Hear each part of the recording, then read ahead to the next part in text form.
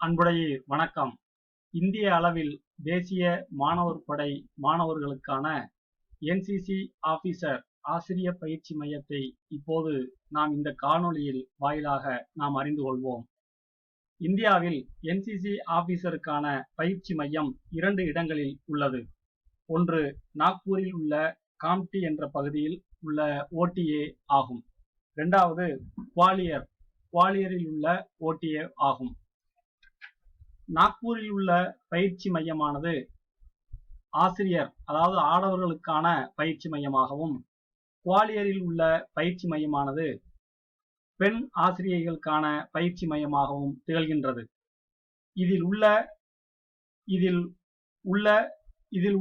இந்த இடத்தில் உள்ள இந்த பயிற்சி மையங்கள் பற்றி நாம் இந்த காணொளியில் கண்டு கொண்டிருக்கின்றோம். இப்பொழுது நாம் காண்கின்ற இந்த வரைபடம் தான் நாக்பூரில் உள்ள பயிற்சி மையமாகும். இந்த பயிற்சி மையத்தில் இந்த அம்புக்குறி இருக்கக்கூடிய இடம்தான் இந்த ஓடிஏவினுடைய நுழைவாயில்.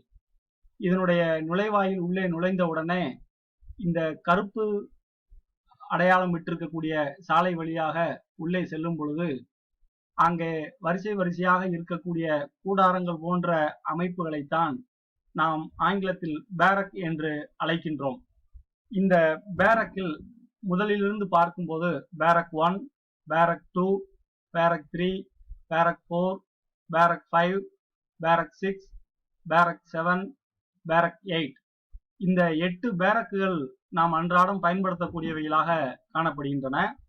இதில் முதல் பேரக்கில் இருந்து 8 பேரக் முடிய சுமார் 2 கிலோமீட்டர் தொலைவில் உள்ள நீளங்கள் உள்ளன.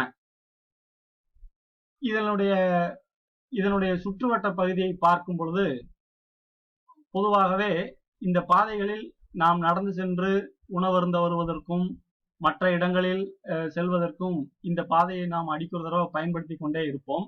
இப்ப பேரக் 1ல வந்து தங்கியிருக்கக்கூடிய ஆசிரியர் பெருமக்கள் பேரக் 2, பேரக் 3 இந்த ஒவ்வொரு இடங்களிலும் தான் நாம் ஆசிரியர் பெருமக்கள் தங்கியிருப்பார்கள்.